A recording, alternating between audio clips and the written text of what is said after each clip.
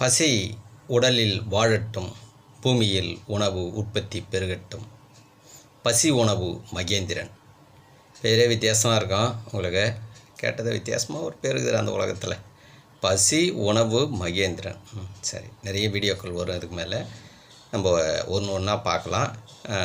பார்த்திங்க அப்படின்னா 3 நான் விளக்குவேன்.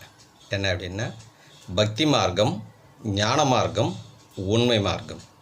பக்தி மார்க்கத்தில் என்ன மாதிரி நன்மைகள் இருக்குது, ஞான மார்க்கத்தில் என்ன மாதிரி நன்மை இருக்குது, உண்மை மார்க்கத்தில் என்ன மாதிரி நன்மை இருக்குது.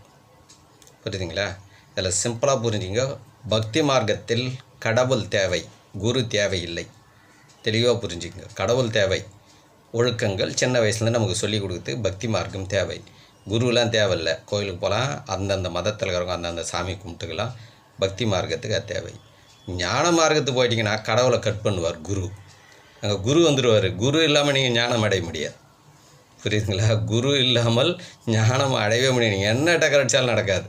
புரியுங்களா? ஞானம் அடைத்து குரு தேவை. புரிஞ்சுதுங்களா? அங்கே என்ன பண்ணுறாரு, குரு கடவுளை கட் பண்ணுறாரு. நீ வாப்பா எவ்வளோ நாள் அது ஒரு பட்சை. இப்போ அடுத்த பருவத்துக்கு வரும்போது இதுக்கு வா அப்படின்னு கடவுளை கட் பண்ணிட்டு குருக்கிட்ட இட்டு போகிறாரு. அடுத்து உண்மை மார்க்கம். உண்மை மார்க்கத்தில் வந்தீங்கன்னா 2மே கட் ஆகும். குருவும் கட் ஆகும், கடவுளும் கட் ஆகும். அப்போ உண்மை மார்க்கத்தில் என்ன தேவைன்னா, குரு தேவை கிடையாது, கடவுள் தேவையில்லை, உங்கள் உடல் தேவை. எப்படி? உங்கள் உடல் மட்டும் இருந்தால் போதும். புரியுதுங்களா? அது எது என்றால் உங்களுடைய சுய உணர்வு. உங்களுடைய உணர்வு என்பது பிறருக்கு கட்டுப்படாது. புரியுதுங்களா? இது ஞானம், உண்மை.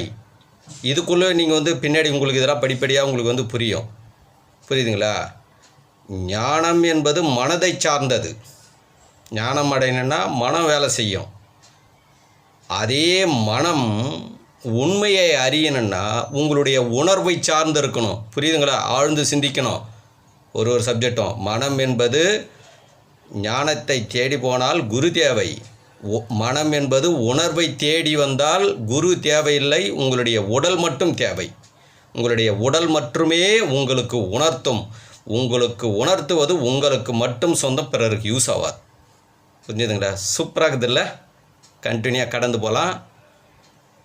பசி உணவு மகேந்திரன். நன்றி, மகிழ்ச்சி.